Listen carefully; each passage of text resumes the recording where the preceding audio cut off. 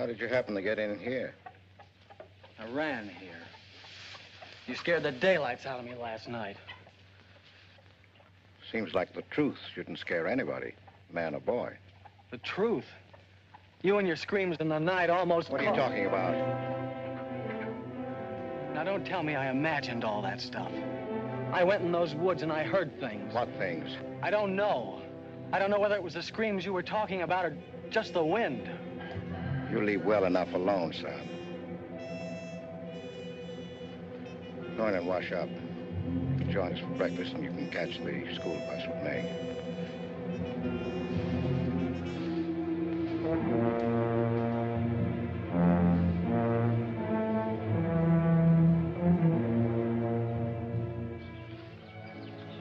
What kind of a guy is Pete, anyway? He's always been wonderful to me. Kind and generous.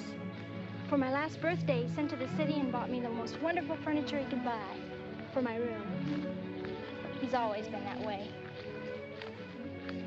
But what about that red house? I remember hearing him talk about it a long time ago. But I've never heard him mention it since. You haven't? No. He's just warned me to stay out of those woods since I was little. Do you know anything about those screams?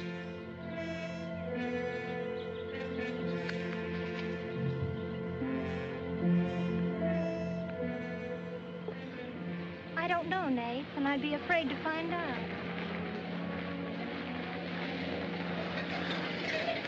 Hey, look who moved in with the Morgans. Okay, so I'm working there, so make something out of it.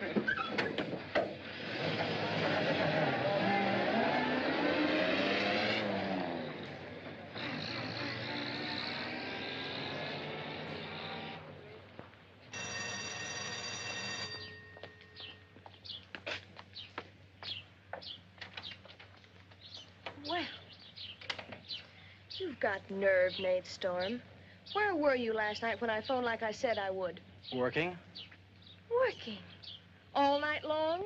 Oh, Tibby, can't a guy even earn chore money at the Morgans without you throwing a fit? Not if it takes all night.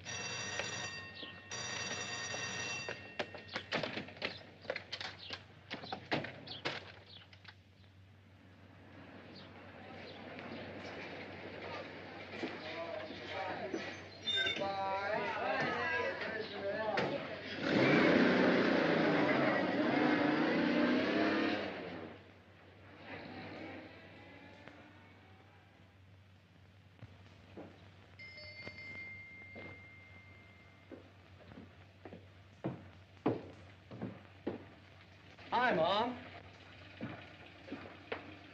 See, you're not bowled over by the rush of business. Oh, things have been like this all day again. I suppose folks get tired coming in asking for things they haven't got. Look, Mom, why don't you close the store and marry Don Brent? He's a nice guy. Now, there's time enough for Don and me to get married after you're out of school and on your own. Graduation's just around the corner. Why don't you two go ahead and get married while you're still young enough to enjoy it? Shame on you, talking to your mother that way. Well, you've given enough of your life to me. You go down to town and tell Don you're ready any time he is. He's being transferred north. Well, that settles it. Here he's been courting you since I was in grammar school. If you don't marry him now, he'll meet some chick up north, and then you'll be a dead duck. Well, I've got to change. I'll be late at the Morgans. How do you like it up there? Oh, it's okay. They eat good. I mean, well. A couple of things got me wondering. How did Pete Morgan lose his leg? He fell down a cliff in the Oxhead Woods. It was a long time ago. You were still a baby. It was Dr. Burns' first case in the valley. He amputated the leg on the Morgan kitchen table. I wonder if it's the one I ate at.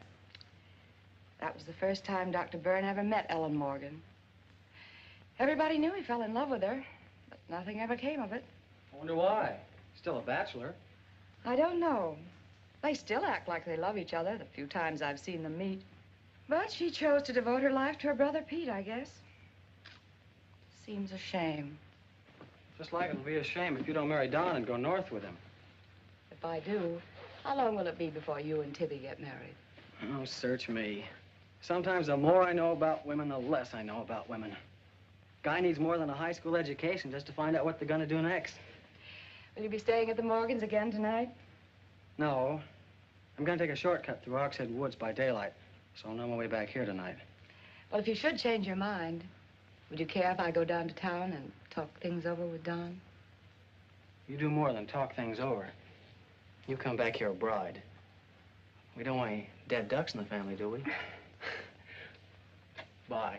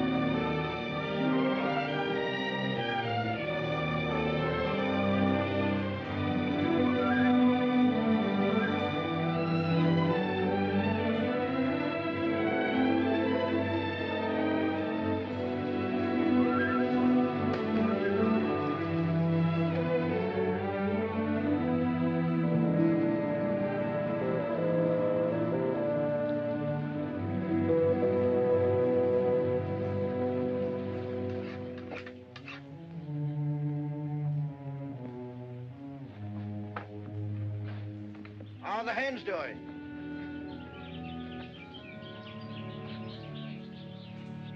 We always have more eggs than we can use.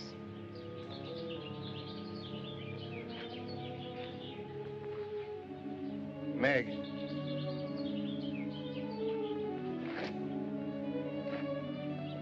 I guess Nath asked a lot of questions on the way to school this morning. Yes, but only questions I've wondered about myself. Things you've never explained.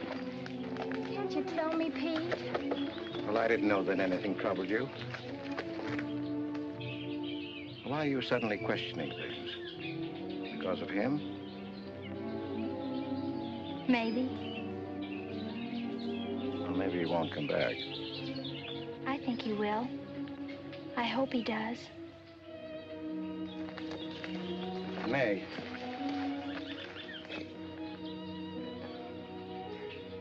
All of a sudden, you seem so grown up. I guess I don't like to see it happen. I wish you were a child again. I wish you needed me just as you did then. I don't want you ever to grow away from us. You mean everything to Ellen and me. I want you to be happy. I love you both very much.